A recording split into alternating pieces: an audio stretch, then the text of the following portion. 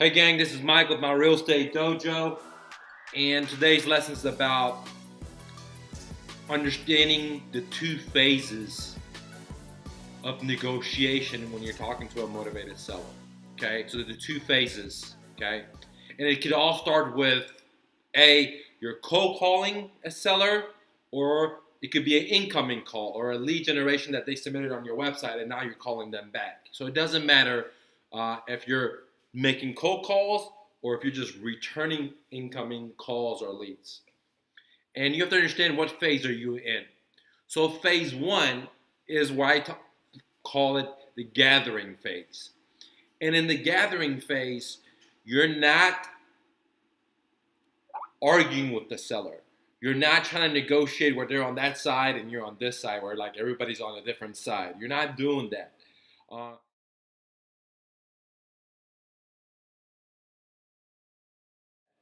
uh, in the gathering phase, you're just gathering information, but more importantly, you're building rapport with the seller. You're getting to become their friend. You're getting them to like you. You're connecting with them. Okay. Um, in the gathering phase. So if they say, for example, the sky is green, and you know for a fact the sky is blue, at this phase, you're not going to argue with them. You'll say like a neutral word. Sure. Okay. You're not saying that you agree with them, and you're not saying that you disagree with them. You're using neutral words. So if they say, my house is worth 100, but you have a CMA that shows their house is worth 50, you're not going to argue with them at this phase. You're not going to disagree with them at this phase. You're not going to do anything that's going to create separation where they're on this side and you're on this side, okay? Because this is the wrong phase for that, okay? Actually, throughout the whole negotiation, you don't want to create separation, okay? You're not going to get the deal, okay? It has to be a win-win. So again, on phase one, your main goal is to build rapport with the seller. Your main goal is to gather information. And the more information you gather, the more you're going to be able to solve the seller's problem. So you don't want to do anything that restricts the flow of information. Like if a water that's coming down into a water garden, you don't want to do anything that clogs up that water pipe, okay? Because that information flow needs to come to you, because our job, my job, your job as an investor is to solve the seller's problem. And how can you solve a formula if you don't have all the variables? You can't solve a formula if you don't have all the variables. So you're going to need majority of the variables, if not all of it. You don't need all of it, but you need 90%, 95%, 80%, depends on your skill level, okay? And so that's why it's so crucial. Let me repeat that. So crucial that in the gathering phase, you're not creating separation. Okay, it doesn't matter what the seller says. Okay, even if you're, for example, believe in X and they believe in Y, you're not gonna talk about stuff that you're create separation. You're not gonna talk about stuff that you're different on. Your only job is to find similarities with the seller and connect with them. Okay, now this brings me to the next point. So many people, if it's my assistants or if it's my students or people that work for me, they all say, "Oh yeah, I know what building report is. Oh yeah, I know what building report is. Oh yeah, yeah, yeah, I know what that is." But when I see them in action, they don't know what building report is. They have no fucking idea what building report is. Some people think asking a bunch of questions, blah blah blah blah blah. Some people think that's building report. Some people think if they ask my seller questionnaire form, that's building report. And that's so wrong. Okay, that's so wrong. Um, Building rapport is going to require that you listen. Okay, now there's a big difference between hearing and listening. Okay, hearing is just like you hear a dog or your airplane drive by. You register that information. Listening is taking that information into your ear, processing it into your brain, and then using it for what you need. And a lot of people, a lot of my students, a lot of my workers, God, they do a lot of hearing, but they don't do any listening. Okay, A good example is, when I'm training somebody to do cold calling, I'm watching them. Um, they'll ask the seller like some question like this. Okay, so what's your situation? Why are you selling the house? And the seller goes, blah, blah, blah, okay? And then in the blah, blah, blah, blah, they have answered the next question that my student's going to ask them. And then they're going to go and say, well, hey, well, how much repairs does the house need? But maybe the seller already disclosed that information to you on your first question. You ask them, why do you want to sell the house? And the seller says, the roof keeps breaking and the house needs so much repairs and I can't afford it. So then if you ask them, well, how much repairs does the house need? Or, something like that, it doesn't show that you're listening. That really wasn't a really good example because I have a lot of questions that I ask regarding repairs, but I'm just giving you a quick example. If you just hear and you don't listen, you're not going to get deals. And the other problem is when you just hear, you don't listen, is you're not processing information. And if you can't process information, how can you solve the seller's problem? Because this is a tough mathematical problem. And on top of it, there's a psychological problem that goes with it. So unlike in accounting where they only have to know about the numbers, unlike a psychologist that only knows about emotion, us investors, we have to be a master of emotions. We have to be a master of numbers. And we have to flood it in, turn it around, figure a solution that's going to create a win-win for the seller and a win-win for us. That's why if you don't listen and you only hear, you're not going to solve the seller's problem. And that, I can say that's one of the top problems that I see with students, employees, anybody that's in sales is they listen. They hear shit, but they don't listen. They don't process the information, okay? Which is very, very wrong. And now, here's the other thing. The problem is with the gathering information part is that many students, they don't connect with the seller, okay? For example, they may, go to the seller's house and they walk around and they see the seller has a fitness equipment. Okay, and if I'm there, I work out. I start talking to the seller. Hey, where do you work out? How long have you been working out? When did you get into it? See, I'm now connecting with the seller because not only am I talking about what he wants to talk about, but I have a primary interest in working out. I love this shit. I've been doing this shit since high school. So I get real passionate about it. And then we can actually leave the subject and go talk about the fucking weights. We can talk about him doing some couple of pull-ups. I'll do some couple of pull-ups. Dude, I have a degree in kinesiology. I can even show him how to do some proper exercises. So it's not about the numbers. It's not about the condition of the house. It's not about why the house is where it's located. It's not about repairs. Okay? If you're dealing with the bank, if you're dealing with buying foreclosed homes at the auction, if you're dealing with, REOs, yes, those things are very important. But you're not dealing with that. What I'm training you is to deal with motivated sellers. Okay, motivated sellers, you could get 0% interest. You could pay them $1 to tie up the property. You could have them carry their note. You could do non-recourse loans. So there's so much powerful information. But you have to ascertain a lot of skills. Like you have to know the CPA aspect and the emotional aspect, okay? And then the sales and negotiation. But it's hella worth it because there's so many good deals out there. So coming back to the story, your ability to connect with the seller is so crucial. I can't explain this enough, and I really want to make sure you listen to me, guys. It does not, dealing with motivated sellers, it does not matter what the property is worth. It does not matter how much repairs it needs. It does not matter the numbers. At this time, in the gathering information, none of that shit matters, okay? Because we're just dealing with motivated sellers. So your ability to connect with them, have similarities with them, build rapport with them, show them that you're the same as them in one way or another, okay?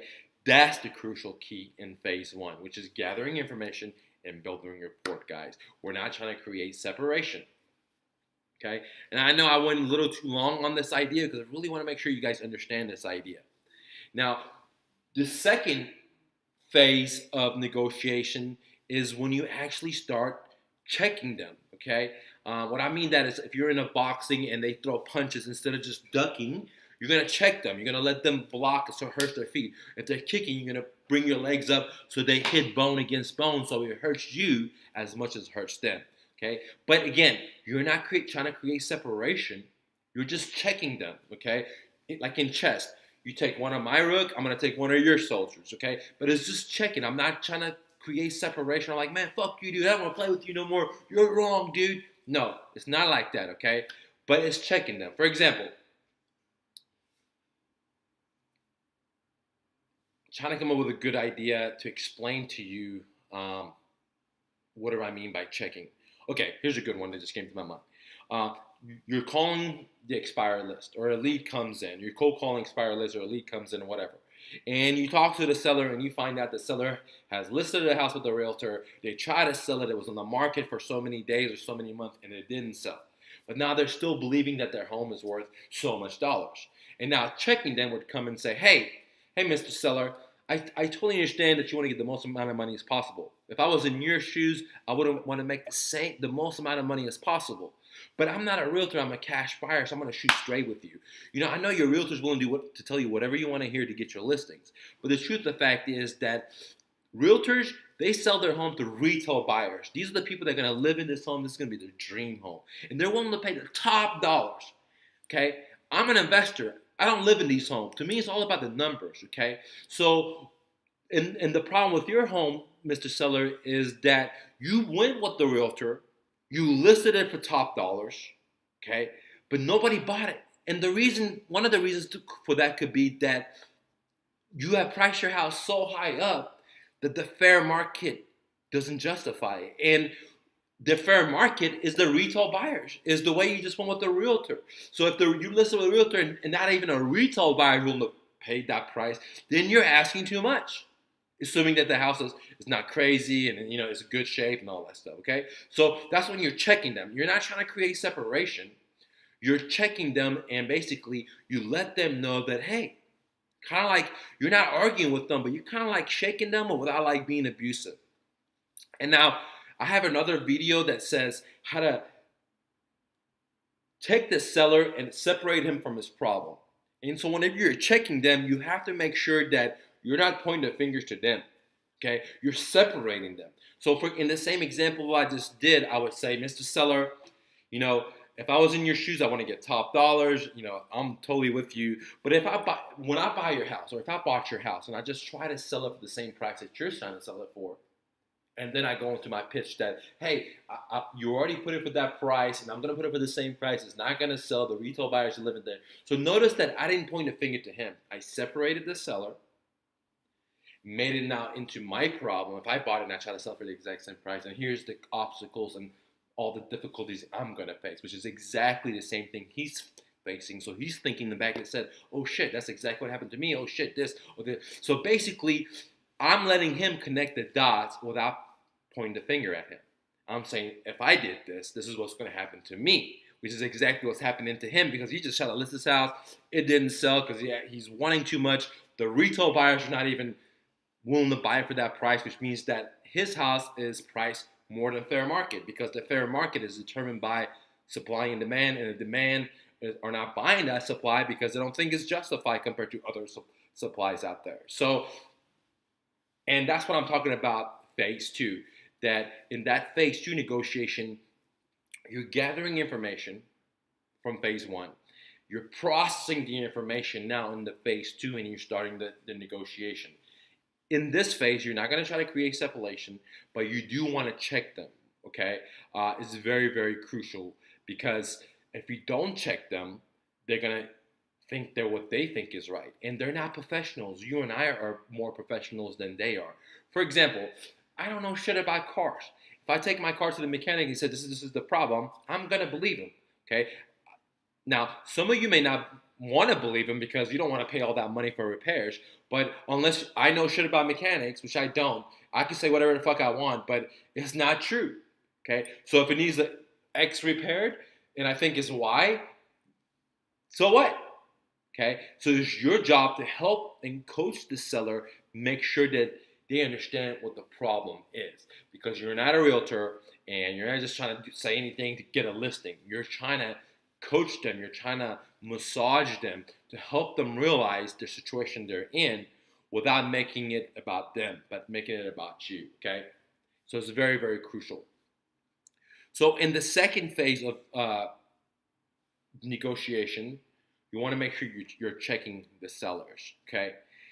Now, in the second phase of negotiation, this is when you start with the soft offer, which basically says, for example, hey, if I could give you some money now and start making monthly payments for you, if I could do that, would that work for you? Or if your house qualifies, if I could make the monthly payments month after month, would that work for you? Okay. So now you're giving little soft offers, but you're not putting numbers down. Like I didn't say, hey, I'm going to give you 10 grand down, $1,000 a month. I'm saying, I'll give you a little money now, and I can make monthly payments for you till I cash out the loan. If that could do that, would that work for you?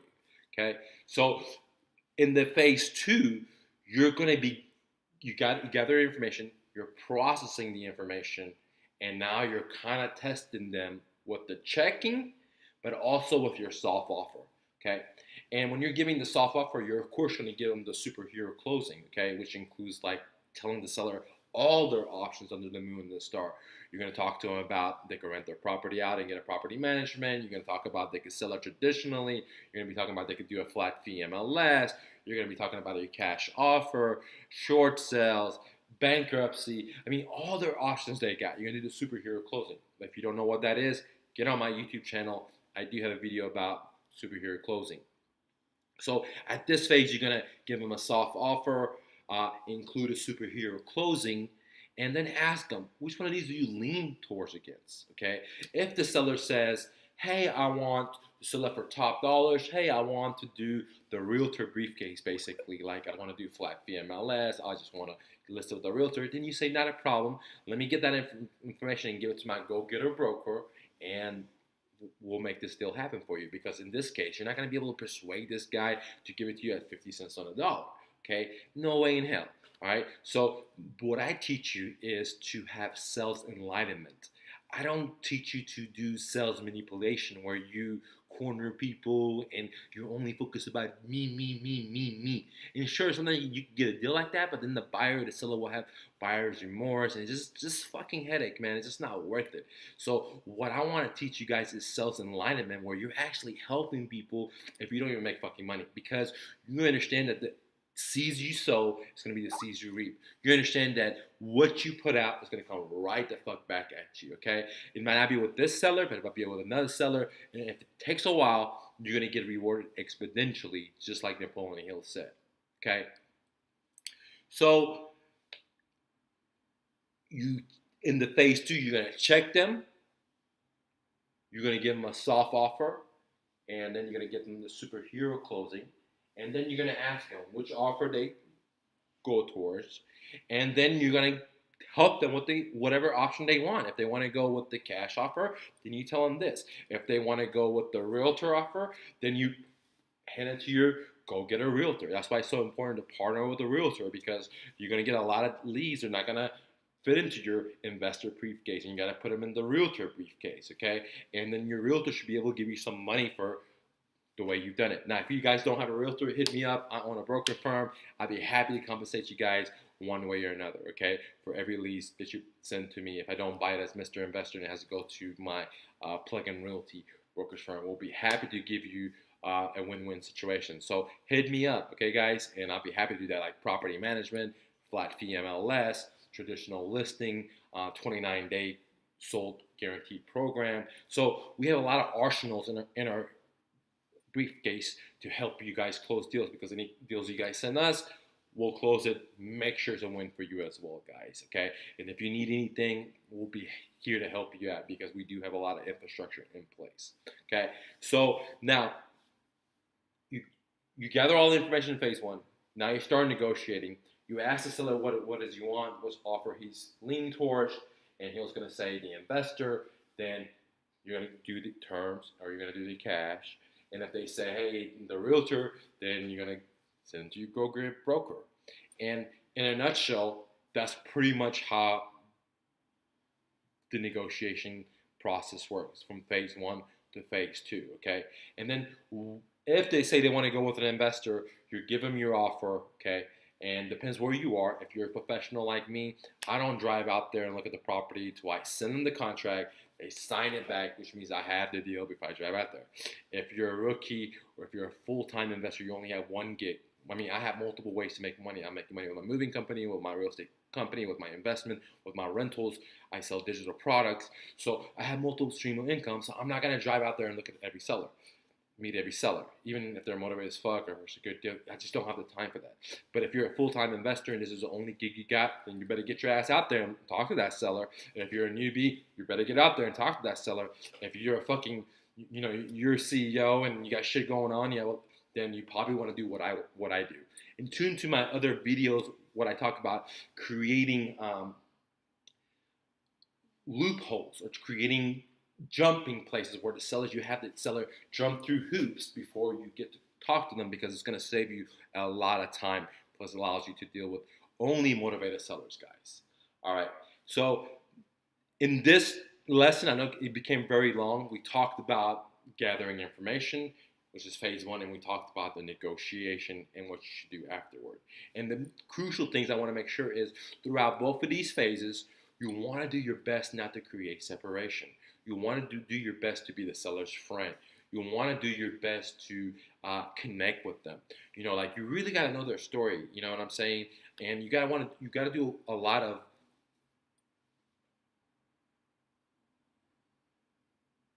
not talking, okay, and a lot of listening, not just hearing, but listening. You have to do a lot of processing, because every seller has a different problem, and not all problems are exactly the same, guys. Go out there and hustle and bustle.